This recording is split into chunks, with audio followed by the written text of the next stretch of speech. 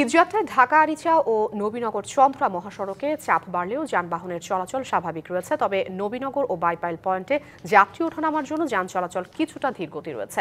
সাভারের বাইপাইলে রয়েছেন সহকর্মী শফি মাহমুদ চৌধুরী, চলে যাচ্ছি তার কাছে। শফি, মহাসড়কে এখন কি পরিস্থিতি দেখছেন, সেই সাথে আইন শৃঙ্খলা রক্ষাকারী বাহিনীর সদস্যরা আছেন কিনা তাদের তৎপরতাও জানাবেন। মহাসড়কের পরিস্থিতি যদি বলি, যেমনটি আমরা সকালে বলেছিলাম যে এই মহাসড়কগুলি ফাঁকা ছিল, কিন্তু বেলা বাড়ার সঙ্গে সঙ্গে এই মহাসড়কে কিন্তু যাত্রীদের চাপটা বাড়তে দেখেছি আমরা। এবং এই দুপুরেও কিন্তু আমরা দেখেছি যে এই নবীনগর চন্দ্রা মহাসড়কে যথেষ্ট পরিমাণ গাড়ি রয়েছে। যদিও পরিবহন শ্রমিকদের দাবি যে অন্যান্য সময়ের তুলনায় এবছর কিন্তু যাত্রীদের চাপ অনেকটাই কম। এবং এই নবীনগর চন্দ্রা মহাসড়কের বাইপাইল এবং নবীনগর এই দুটি বাস স্ট্যান্ড এলাকায় যেমনটি বলছিলাম যে এখানে যেহেতু যাত্রী ওঠানামা করা হয়, এই ক্ষেত্রে এই অংশটুকুতে একটু যানবাহনের ধীরগতি রয়েছে। শাইনি চুলে এখন হবে সব হেয়ারস্টাইল।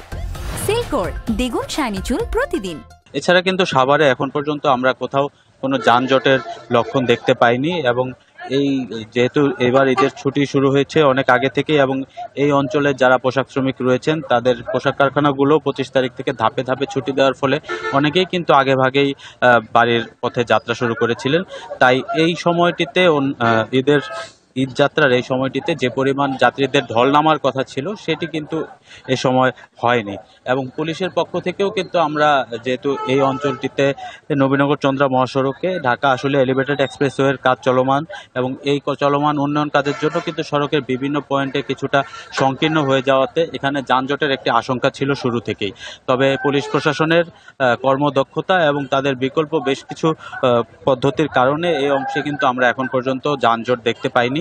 এবং নির্বিঘ্নেই বলা যায় যে সাভার অঞ্চল অতিক্রম করছে এখানকার যেসব পরিবহন রয়েছে সেগুলো। তবে এর পাশাপাশি একটু ভিন্ন চিত্রের কথাও বলে রাখি যে এখানে আমরা বেশ কিছু যাত্রীদের সাথে কথা বলেছি।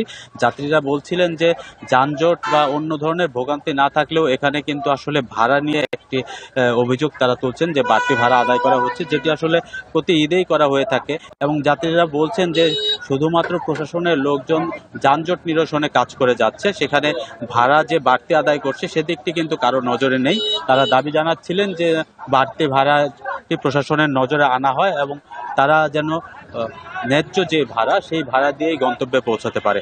এবং এই দিকটির থেকে যদি বলি যে এখানে যেসব যাত্রী মনে করছেন যে ভাড়াটা অনেকটাই বাড়তি, তাদেরকে কিন্তু আমরা দেখতে পেয়েছি যে খোলা ট্রাক বা পিকআপে করেই তারা তাদের গন্তব্যের উদ্দেশ্যে যাত্রা শুরু করেছেন।